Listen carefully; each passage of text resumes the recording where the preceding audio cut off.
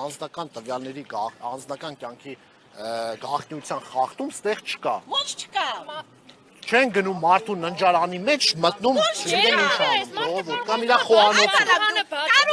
Կարող է ծոցները գրել վարքագույն չեք զգում որ չկա ստեղ։ Կարող է չկա իմ անձի խաղը։ Տեսեք դուք այնպես բան եք ասում որ ցանկացած իրավիճակում մեր հատկապես Երևանի կամ ցանկացած իրար դեմ դիմաց գտնվող շենքերն էլ որը տենց լինի մեկի բալկոնից մյուսի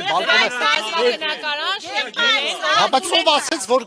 անհատական բնակելի տունը օժտված է ավելի չգիտեմ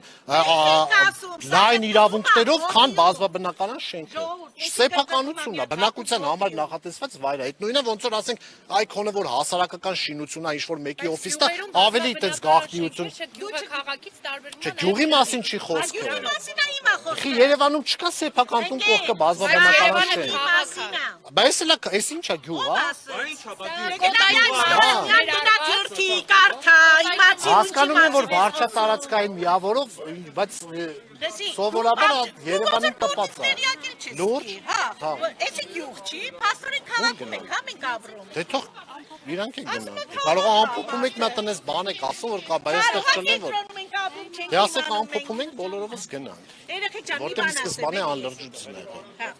Ես մի բան եմ ուզում էլի ասեմ։ Դիմելու եք դատարան։ Դիմացա դատարանը։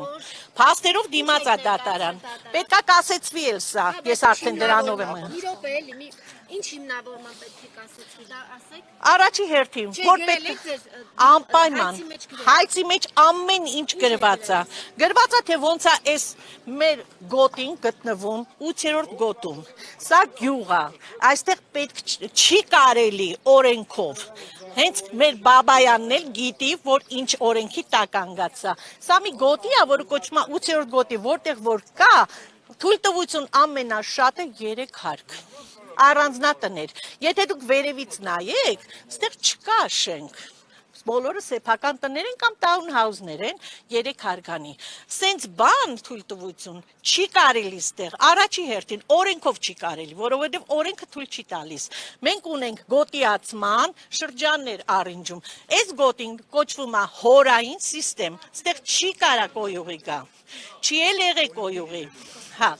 Կոյուղին պետք է լիներ նոր սարքվեր։ Հենց առաջինը դա է, որ պետքա